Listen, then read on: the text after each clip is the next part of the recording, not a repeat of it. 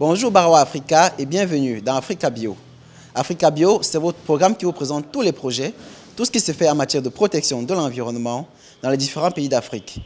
Et pour cette autre édition, je vous amène à Douala au Cameroun à la rencontre des jeunes responsables du GIC Belomar, spécialisé dans la fabrication de produits d'entretien à partir de matières premières locales et des déchets.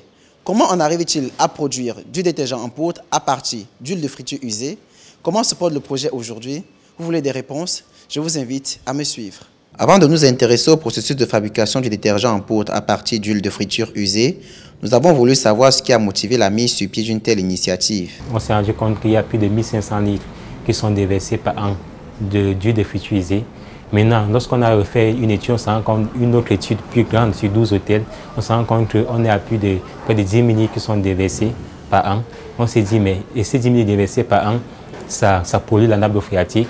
Ça joue sur la santé d'autres personnes parce qu'il y a certaines personnes même qui occupaient ces huiles pour préparer avec, faire des beignets et ainsi de suite. Donc la question c'était maintenant que faire entre laisser polluer l'environnement ou alors revaloriser à travers notre concept. Après la phase d'approvisionnement en huile de friture usée, en matière première locale et en additifs, l'expérimentation peut enfin commencer. Nous avons l'étape de la saponification qui consiste à mélanger les huiles de friture à l'huile de palmiste qui va donner un peu plus de mousse à la soude caustique, à la solution de soude caustique qu'on a préalablement préparée.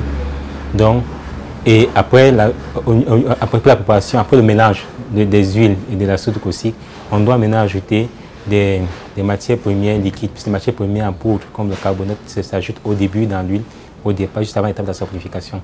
Donc on met de l'acide sulfonique, on met de l'eau oxygénée, on met du parfum bien avant. L'eau oxygénée va permettre maintenant que le savon détergent qu'on a puisse devenir détergent en poudre. Il y a quelques précautions à prendre pendant le processus de fabrication. Je sais que la matière première qu'on a acquise doit être bien entretenue, elle doit être bien stockée. Il faut bien l'étiqueter pour qu'on puisse savoir qu'est-ce qu'on a en main et ça évite justement qu'on puisse avoir des soucis.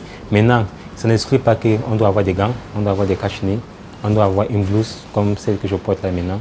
Et même s'il y a un souci, parce que même si on respecte toutes ces conditions, parfois il peut arriver que la soude saute un peu, je veux dire, s'éclabousse un peu. Maintenant, en cas de problème, il faudrait juste qu'on utilise de l'eau.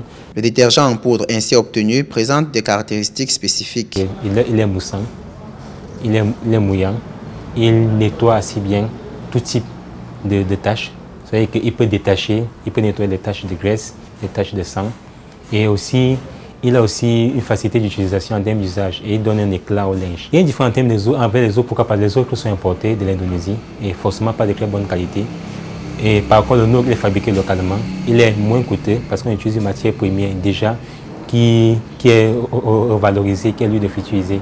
Donc en termes de prix, c'est compétitif. La mise en œuvre de ce projet connaît quelques difficultés. La principale difficulté du projet, c'est d'abord au niveau de l'approvisionnement.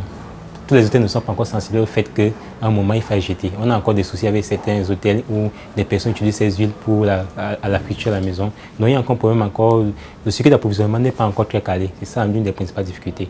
Toutefois, ces difficultés n'empêchent pas les responsables du GIC à développer d'autres projets autour de la valorisation des déchets. Ils ont rendu compte qu'il était important que les populations du milieu rural puissent eux-mêmes fabriquer l'une des matières premières de ce savon anti-moussik qui est l'huile essentielle de citronnelle.